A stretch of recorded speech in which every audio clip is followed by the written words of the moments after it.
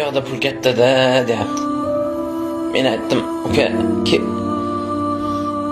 qori bo'laman deb orzu qil, sportchi bo'laman deb orzu qil, olim bo'laman deb orzu qil, kelib musofir bo'laman deb ham orzu qilasanmi?" desam, boyagi bola kulyapti. "Ey uka, hech qayerda yotqizib non bermaydi. Hamma joyda qiyinchilik bo'ladi. Pulni supurib olmaysan. Hamma joyda xo'roz bir xil qichqiradi.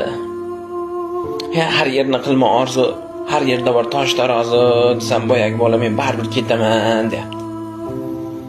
Shu non olib kelish bilan uyga non topib kelish juda katta farqi bordi.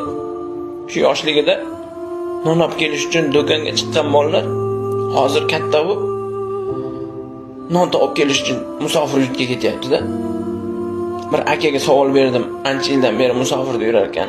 "Qancha yildan beri musofirda yurasiz aka?" desam, boyagi aka 20 yildan beri borib kelib yuraman, deyapti. "Qiyin emasmi, qiynalmayapsizmi?" desam, "Qiynalyapman" dedi. "Qiynalayotgan bo'lsangiz uyga qayting. O'limdan qo'rqmaysizmi?" deb savol berdim. Boyagi aka kulib, "Uyda 10 kishini qiynalganidan ko'ra musofir yurtda bir kishini qiynalgani yaxshiroq. Bir kishini qo'li qora bo'lgani yaxshiroq.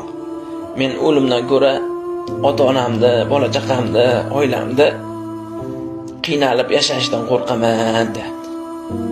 Musofirlarda o'ziga atagan bitta orzusi yo'qda. Yashirincha pullar yig'adi-da.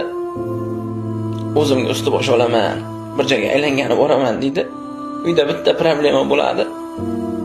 O'sha pulni shunday beradi. Musofirchilik havas emasda. Musofirlarning ichida 10 ming dollarlab pul topadigan bor. Lekin qalbi yorishmaydi o'sha pulni olayotganda. Puli halol, sog'inchdan yuragi ezilib ketganda. O'zbekistonda pul juda katta pul, lekin qalbi yorishmaydi, oilasini sog'inib ketgan. Shu Amerikada, Koreyada, Rossiyada mazza qilib yuribdi demang. Shu yerda yeyotgan lahm go'shtidan ko'ra uydagi sho'rva shirin shularga.